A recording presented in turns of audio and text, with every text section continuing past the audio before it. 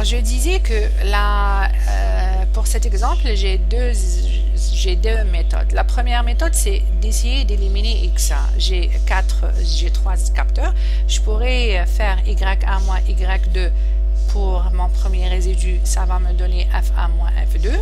Et pour un deuxième résidu, ça sera Y2 moins Y3, ça va me donner F2 moins F3 et même Y1 moins Y3 pour avoir F1 moins F3. D'accord? Et la deuxième méthode, c'est d'écrire cette expression, ce système d'équations sous la forme d'une représentation d'état. Voilà ma matrice C, C1, C2, et j'applique la méthode, je calcule W et je calcule l'expression de mes vecteurs de parité. J'ai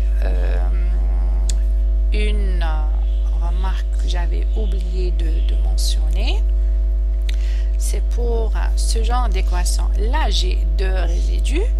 Quelqu'un m'a dit déjà, je pourrais par exemple faire la somme des deux équations ou bien multiplier la première équation fois moins 2 et faire la somme des deux. Si je le fais, je vais éliminer ces deux parties, avoir une autre équation. Mais le problème, c'est que cette équation ne va pas m'apporter quelque chose de plus. Pourquoi? Parce que c'est une relation, elle est le résultat d'une combinaison linéaire des équations des résidus que j'ai déjà. Alors, ça sera une redondance d'informations inutile. D'accord? Alors, je reviens à mon exemple. Là, par exemple, je vois que R1 égale à Y1 moins Y2, c'est sa partie calcul, ça me donne la valeur. Mais pour l'analyse, c'est F1 moins F2. C'est le premier défaut, c'est le défaut 1 moins le défaut 2. Et là, c'est le défaut 2 moins le défaut 3. Si j'analyse ça, si j'ai un défaut au niveau du premier vecteur, du premier capteur, ça va apparaître dans le résidu 1.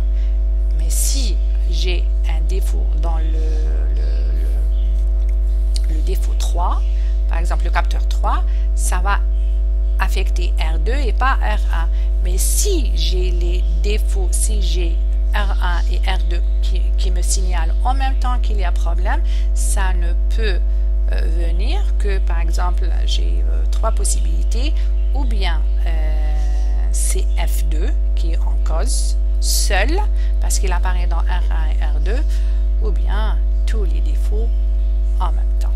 Là, c'est une explication concernant les résidus et